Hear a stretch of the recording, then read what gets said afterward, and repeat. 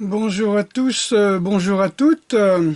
Je continue sur cette histoire de Bougueil et de Kakuto, puisqu'on m'a posé la question est-ce que le Kakuto peut-il faire partie des Bougueil? C'est-à-dire, est-ce que le Kakuto Jutsu est un art martial?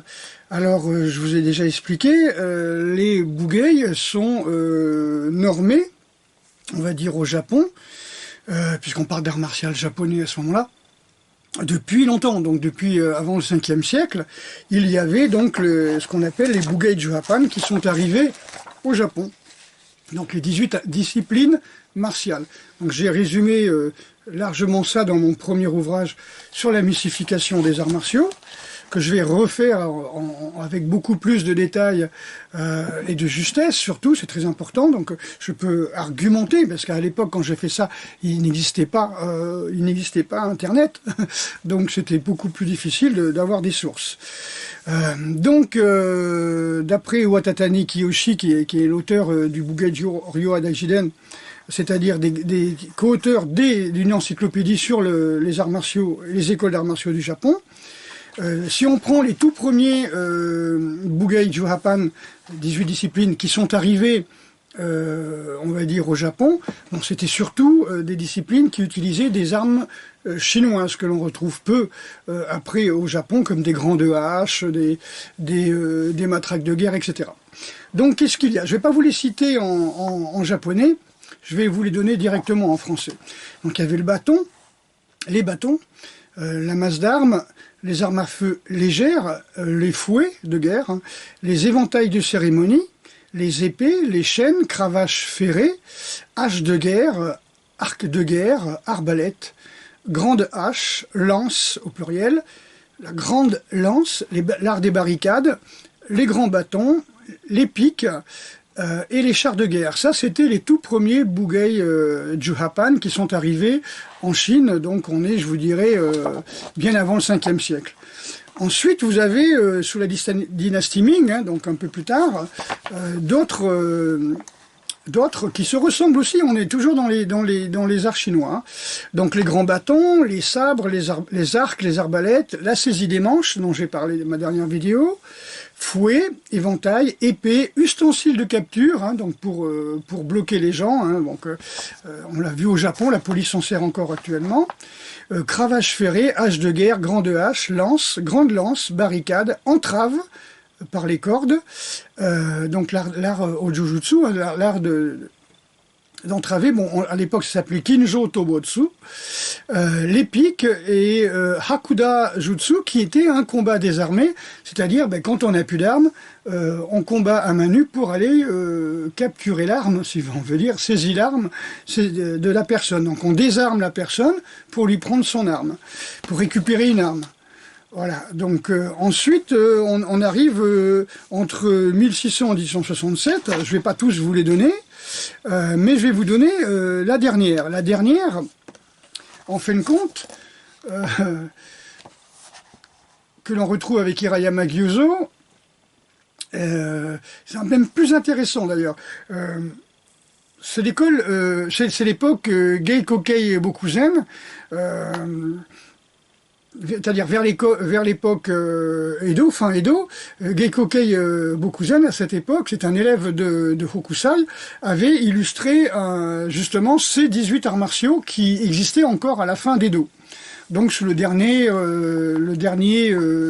shogun, je crois que c'est Yoshinobu, Tokugawa.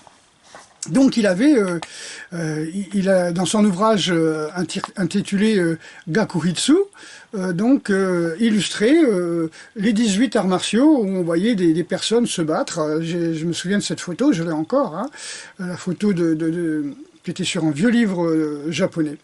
Donc, on va dire, à l'époque où les Français sont arrivés, et avant qu'ils transforment l'art martial en art martial français, c'est-à-dire canon, revolver, télégraphe, ballon d'observation, fusil moderne, voire genre comme les mitrailleuses genre Gatling. Hein, donc, avant que les Français arrivent en 1868, ben voilà, quels étaient les arts martiaux encore. Donc, Bujutsu, si on veut dire, technique martiale, du bugei, hein, d'accord. Donc c'était l'arc, les techniques à cheval, il y avait même le jeu chinois de la balle, il faut le faire, hein, Ushiwari, je ne peux pas vous dire pourquoi, Ushimari. L'arc à cheval, la nage à cheval, la natation en armure, les piques, yari, hein, Fushi à chaîne, kusarigama, hein, la hallebarde, hein, dont je vous ai parlé, naginata, les sabres, les techniques sans armes, jujutsu, le dégainé de sabre, yajutsu, entrave avec les cordes, donc au jujutsu, cravache d'acier, était toujours là, hein. Combat en armure, yoroi-gumi uchi, donc il y avait combat en armure et combat sans armure, shuriken jutsu, lancer de lame, Ishibiya Jutsu, les bombardes, c'est-à-dire les bombardes chinoises, hein, avant d'avoir les canons français, et Teppo Jutsu, qui étaient des armes à feu légères, hein, les mousquets. Voilà. Ils sont passés du mousquet chinois, hein, de l'arquebuse chinoise, à l'arquebuse mousquet hollandaise et espagnole, si on peut dire, portugaise, aux armes françaises à l'époque. Donc ça, c'est ce qui est officiel. Dedans, ben, vous n'avez pas de Kakuto Jutsu. Alors, je rappelle que Kakuto Jutsu, c'est enfin, c'est la technique de la bagarre, hein, c'est-à-dire c'est une technique où on se bat, hein, on cherche à s'en sortir lors d'une bagarre. Pas forcément une bagarre pour vous tuer, hein, on n'est pas dans l'art martial, on est dans la bagarre d'ivrogne, dans la bagarre de bar, dans la bagarre de cours d'école. Voilà, donc ça c'est surtout ça que je voulais vous dire. Maintenant, si on prend le principe dont parlait Maître Hatsumi sur le ninjutsu était une science de la survie, et là c'est là qu'il a appelé un véritable Kakuto Jutsu, c'est-à-dire Kakuto Jutsu pour lui c'est la lutte pour la survie, c'est-à-dire on n'est plus dans l'histoire de bagarre, on n'est plus dans l'histoire de combat, on parle de la lutte animale, de la lutte sauvage pour la survie. D'ailleurs dans son livre que j'ai traduit ici, rappelez-vous, il y a un chapitre que je vais vous montrer, qui s'appelle, qui a un rapport avec les bêtes sauvages. Alors, déjà, il dit, par exemple, si vous supprimez les formes, vous pouvez posséder le véritable Bouddha vivant. Donc, vous pouvez oublier les katas, les amis. Il dit, c'est tous les articles tous les chapitres de son livre hein, que j'ai traduit. Comme un animal sauvage, vous devez pouvoir sentir tout avec votre corps. Alors le principe, voilà, vous le voyez, l'article est ici, hein, en japonais. Alors il parle par exemple, un jour il m'ordonna de méditer, seul dans une pièce. Au bout d'un certain temps, je sentis quelque chose derrière moi. Je bougeais rapidement, j'entendis alors quelque chose de tranchant. Je pensais que c'était un sabre, mais je ne paniquais pas. Peu après, je sentis encore quelque chose et je roulais en avant. Le maître me demanda alors d'ouvrir les yeux. Lorsque j'ai pu voir, il était debout souriant, un véritable sabre entre les mains. Il me dit alors « Votre instinct devient meilleur ». Bien que j'aurais pu ne pas éviter le sabre, j'avais toutefois acquis le sens venu du budo qui me permettait de sentir venir quelqu'un. Donc, en fin de compte, c'est le passage qu'a donné, si vous voulez, Takamatsu Sensei a donné le certificat des 9 écoles à Maître Hatsumi en lui faisant faire ce test, c'est-à-dire qu'il est en train de méditer dans une pièce, là Takamatsu Sensei arrive derrière avec un sabre et lui donne 2 coups de sabre comme ça en croix, et Hatsumi Sensei il les évite, hein, c'est un petit peu le principe du passage de 5e dan que l'on a, à part que là ça s'est fait avec un vrai sabre. Donc en fin de compte, Hatsumi Sensei nous explique qu'en méditant, vous pouvez développer cette sensation de sentir le danger. Donc on est comme n'importe quel animal sauvage, on est dans le travail de survie, si vous voulez. Donc pour Maître Hatsumi, qu'est-ce que c'est que le travail de survie? Ce que lui appelle le ninjutsu, en fin de compte, c'est le renforcement, résistance à la douleur, au froid, aux privations, c'est l'hormèse, hein, tout simplement, hein, ce qu'on appelle l'hormèse, hein, résistance aux jeûnes, comment on peut dire, faire de la marche tous les jours, supporter le froid, la douleur, c'est ce que Hatsumi Sensei appelle le renforcement, la lutte pour la survie, un renforcement pour la lutte pour la survie, du fait que le ninja était un espion, un agent de renseignement, et donc il devait endurer tout ça lors de ses missions, lorsqu'il devait creuser un trou, se cacher comme ça en plein hiver dans un trou pour pas se faire repérer lors d'un chemin, parce que ninja, c'est-à-dire un shinobi no mono, un espion qui se fait repérer, c'est, comme on appelle ça, l'échec de la mission assuré. D'accord, sauf si c'est fait exprès, qu'il va se faire capturer pour aller chercher des renseignements et s'évader par la suite. Mais après avoir été torturé, donc on est toujours dans la résistance. Mais en aucun cas, vous pouvez accoler le mot kakuto à Bugei, puisque vous avez compris que ce n'est pas une technique qui est apprise dans les écoles d'arts martiaux, qui n'a jamais été apprise dans les écoles d'arts martiaux. Aucune école d'arts martiaux ne pourrait prétendre enseigner un kakuto bugei, par exemple, c'est-à-dire l'art martial de la bagarre. Si vous regardez les symboles étudiés, vous voyez que je prends sur... J'adore ce livre, hein. Je l'avais vu quand j'avais 12 ans et j'ai foncé dessus, hein. Je l'ai acheté directement. C'est l'étude des kanji pour savoir quelle est leur origine. Donc vous avez les écrits idéogrammes, pictogrammes en sigillé et ensuite de plus en plus modernisés jusqu'à retrouver l'écriture moderne que l'on trouve au Japon, hein. Donc l'écriture des sceaux, hein, des sceaux administratifs chinoises jusqu'à l'écriture japonaise. Et quand vous regardez l'origine de cette idée, hein, de l'idéogramme de To de Kakuto, un Kaku c'est le Ka, hein, et To c'est la bagarre, et quand vous regardez vraiment ce que veut dire ce Kakuto, qui veut dire en fin de compte pour eux lutte, hein, c'est-à-dire une espèce de réponse par la violence, eh bien vous voyez entourer deux personnes avec des haches. Ça, c'est les kanji sur les côtés, hein. Et au milieu, au milieu, vous avez deux personnes qui s'étranglent. Donc, si quelqu'un disait, moi j'enseigne du kakuto bugei, ça veut dire qu'il enseignerait des gens à répondre par la violence à coups de hache ou à coups d'étranglement. Donc, kakuto est vraiment le symbole d'une espèce de réponse violente, sauf évidemment chez Maître Hatsumi, lorsqu'il désigne l'art comme étant un art de survie pour les ninjas, c'est-à-dire l'art de rester en vie, tout simplement, lors des missions d'espionnage. Mais, encore une fois, si vous regardez les bugei Ryuha, eh bien, vous n'avez absolument pas, hein, sur toute la liste des bugei Ryuha,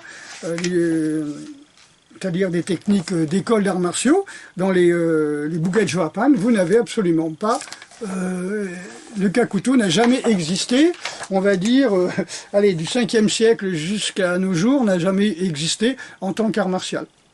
C'est un complément, on va dire, destiné uniquement aux espions. Et si vous regardez, par exemple, aux survivalistes, hein, si vous voulez, si vous regardez la vie de Hiro Onoda, hein, Onoda Hiro, qui faisait partie des services spéciaux du renseignement japonais, du contre-espionnage, quand il a passé une trentaine d'années sur l'île de Lubang, ben lui, il était dans le principe de la survie, dans le principe de la résistance, de l'endurance et de l'hormèse. Voilà, regardez le film. D'ailleurs, je ne sais pas si le film c'est Onoda, seul en guerre, au nom de l'empereur. Enfin voilà, ce sont des films et des livres qui ont été faits sur Hiro Onoda, un Français qui a fait un film il y a 2 ans, je crois, ou l'année dernière. Voilà. Donc, encore une fois, tout ce qui est bugei, c'est un rapport avec la guerre. Donc, ce sont les techniques utilisées par les soldats. Donc, à l'époque, et jusqu'à l'époque Edo, c'est-à-dire avant que les Français arrivent avec des armes modernes, eh ben c'était l'art pour les samouraïs.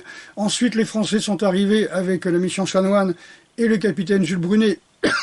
Et ensuite, il y a eu des armes modernes qui se sont modernisées de plus en plus jusqu'aux armes actuelles, hein, les missiles, les bombes, les drones, etc. Et là-dedans, ne figure toujours pas Kakuto Jutsu. D'accord?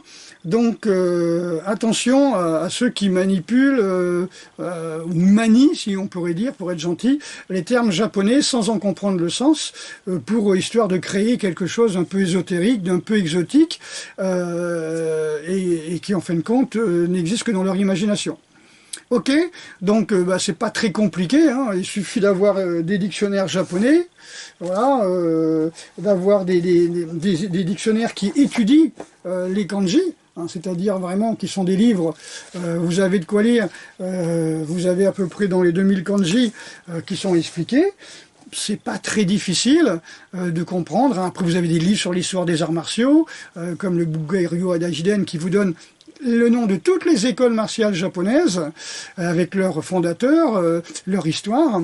Voilà, donc que des Français inventent des arts martiaux, qui s'inventent des noms japonais, c'est un truc qui m'a toujours étonné. Pourquoi les Français, quand ils ont fait 50 judo, 50 karaté et un peu de jujutsu, ils arrivent à 40 ans, la crise de la quarantaine, et boum, ils inventent un nom de technique, bon, qu'on appelle ça franc combat ou lutte parisienne ou ce que vous voulez, c'est pas un problème, mais qu'on appelle ça par un nom japonais. En plus, quand on parle, comme l'histoire du Nihon Taijutsu, quoi, quand on parle que ça vient des samouraïs, etc., là c'est encore plus grave, quoi. Vous voyez, donc je trouve ça aberrant. Pourquoi des Français, quand ils ont une quarantaine d'années, après avoir fait plusieurs sports de combat modernes, appellent ça des armes, créent une école qu'ils appellent qu'ils dénomment, qu'ils nomment par un nom japonais, qu'ils inventent, hein, etc., etc. Alors il y a eu pire, hein, les amis, il y a eu des Français installés au Japon, mariés avec des Japonaises, qui faisaient imprimer des certificats japonais, qui vendaient comme ça, comme certificat de grade, au nom d'une école japonaise, en japonais, comme ça, donc ça faisait encore super bien, hein. Ça faisait, t'as vu, j'ai un grand diplôme japonais fait au Japon, ça sortait d'une imprimerie au Japon, évidemment, mais c'était...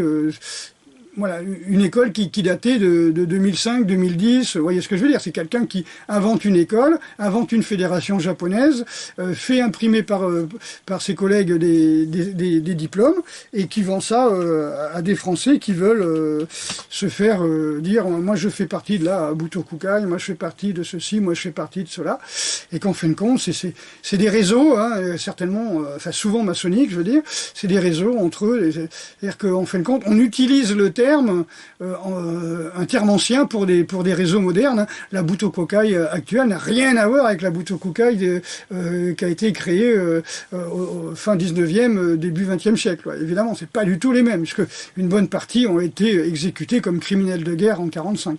Voilà, c'est pour ça. Voilà, bah écoutez les amis, j'espère que ce genre de vidéo vous plaît. Voilà, donc je vous ai donné tout ce que je pouvais.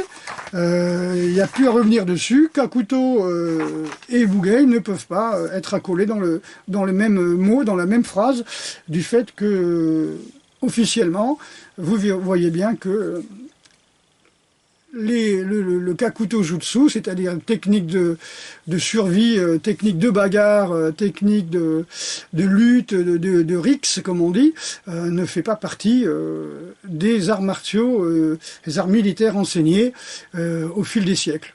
Allez, à bientôt!